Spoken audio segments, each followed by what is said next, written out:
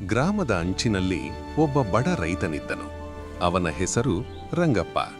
ಅವನಿಗೆ ಜೀವನದಲ್ಲಿ ಇದ್ದದ್ದೇ 2 ಹಸುಗಳು, ಲಕ್ಷ್ಮಿ ಮತ್ತು ಗೌರಿ.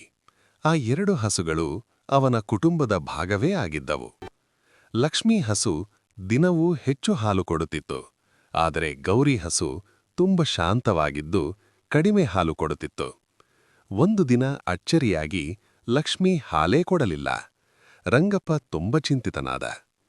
ಇದು ಹೇಗೆ ಸಾಧ್ಯ ಎಂದು ಅವನು ಆಶ್ಚರ್ಯಪಟ್ಟ. ಮುಂದಿನ ದಿನವೂ ಅದೇ ಪರಿಸ್ಥಿತಿ.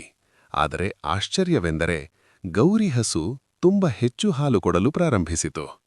ರಂಗಪ್ಪನಿಗೆ ಅನುಮಾನ ಶುರುವಾಯಿತು.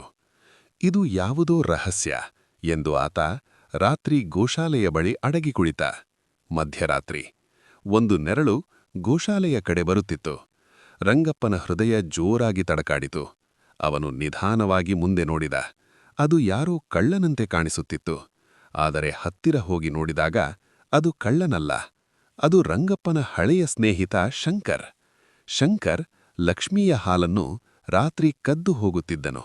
ಅವನ ಮನೆಯಲ್ಲಿದ್ದ ಅಸ್ವಸ್ಥ ಮಗುವಿಗೆ ಹಾಲು ಬೇಕಾಗಿತ್ತು. ದಾರಿದ್ರ್ಯದಿಂದ ಅವನು ಕೇಳಲೂ ಸಹ ಲಜ್ಜೆಪಟ್ಟಿದ್ದ. ರಂಗಪ್ಪ ಕ್ಷಣಕಾಲ ಕೋಪಗೊಂಡ. ಆದರೆ ನಂತರ ಅವನ ಮನಸ್ಸು ಮೃದುವಾಯಿತು. ನೀನು ಕೇಳಿದರೆ ಕೊಡುತ್ತಿದ್ದೆ ಎಂದು ಅವನು ಹೇಳಿದ. ಆ ದಿನದಿಂದ ಇಬ್ಬರೂ ಸ್ನೇಹಿತರಾಗಿ ಹಾಲನ್ನು ಹಂಚಿಕೊಳ್ಳಲು ತೀರ್ಮಾನಿಸಿದರು.